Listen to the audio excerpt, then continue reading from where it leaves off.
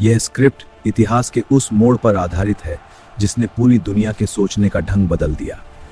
The French revolution 1789 यह केवल एक विद्रोह नहीं था, यह आम आदमी के भीतर सोए हुए उस ज्वालामुखी का फटना था जिसने सदियों पुराने राजतंत्र को राख में मिला दिया। फ्रांस की क्रांति, जब भूख ने सुल्तानों के तख्त पलट दिए। वर्साय का महल और भूख की खामोशी।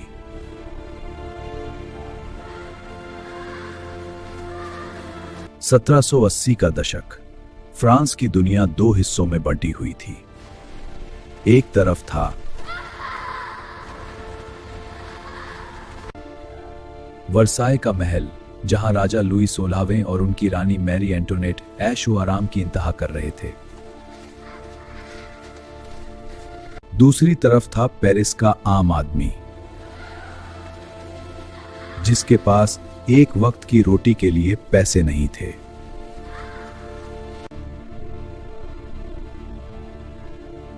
फ्रांस का खजाना खाली था, फसलें बर्बाद हो चुकी थीं और ऊपर से राजा ने आम जनता पर करों का बोझ लाद दिया था। कहा जाता है कि जब रानी से कहा गया कि जनता के पास रोटी नहीं है, तो उन्होंने बेरुखी से जवाब दिया, अगर रोटी नहीं है तो केक खा लो।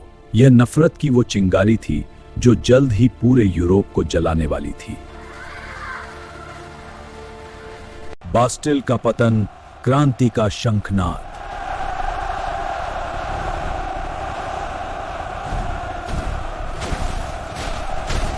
14 जुलाई 1789 पेरिस की हवा में बारूद की गंध थी।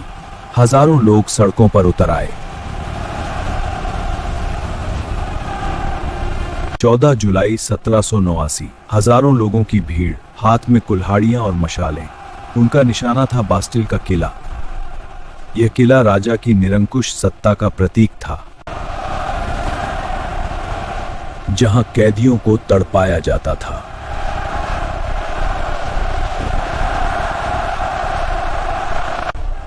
भीड़ ने दीवारों को तोड़ दिया, पहरेदारों को मार गिराया और किले की ईंट से ईंट बजा दी।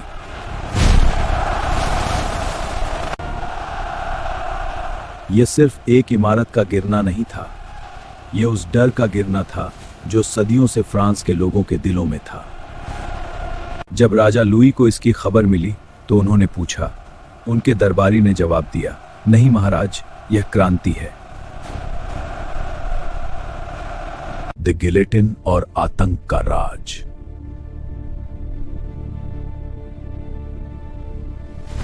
राजा और रानी को महल से घसीटकर पेरिस लाया गया, लेकिन क्रांति जल्द ही खूनी रास्ते पर चल पड़ी। एक नया चेहरा सामने आया, मैक्सिमिलियन रॉबस्पियर। उनका मानना था कि आजादी की रक्षा के लिए खून बहाना जरूरी है। जन्म हुआ द गिलोटिन का, एक ऐसी मशीन जो पलक झपकते ही इंसान का सिर धड़ से अलग कर देती थी। इसे लोकतांत्रिक मौत कहा गया। राजा लुई और रानी मैरी एंटोनेट को सार्वजनिक रूप से गिलेटिन पर चढ़ा दिया गया। लेकिन यह तो सिर्फ शुरुआत थी। रॉबस्पियर के आतंक के शासन में हजारों बेगुनाहों को सिर्फ शक के आधार पर मार दिया गया। यहां तक कि खुद रॉबस्पियर को भी अंत में उसी गिलेटिन का शिकार होना पड़ा।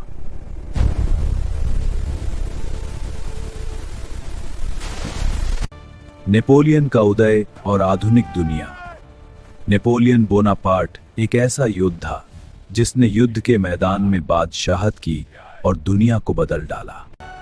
जब फ्रांस खून और अराजकता में डूबा था, तब एक छोटे कद के जनरल का उदय हुआ, नेपोलियन बोनापार्ट। उन्होंने तलवार के दम पर फ्रांस में शांति स्थापित की और खुद को सम्राट घोषित किया।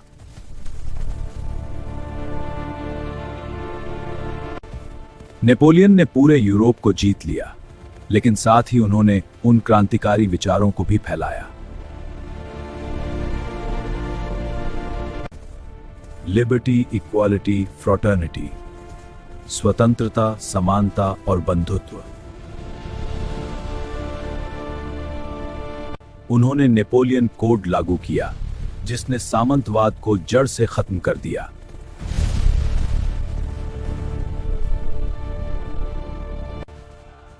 हालांकि नेपोलियन बाद में वाटरलू की जंग में हार गए, लेकिन उनके द्वारा बोए गए लोकतंत्र के बीज आज भी दुनिया के हर संविधान में जीवित हैं।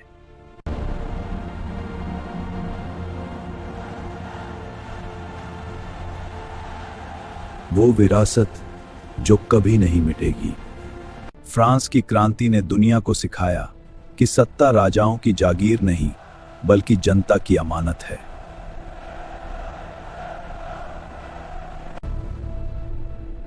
इसने सिखाया कि जब एक गरीब आदमी को दीवार से लगा दिया जाता है,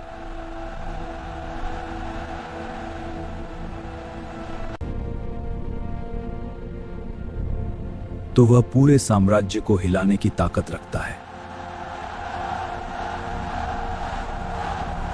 तो वह पूरे साम्राज्य को हिलाने की ताकत रखता है।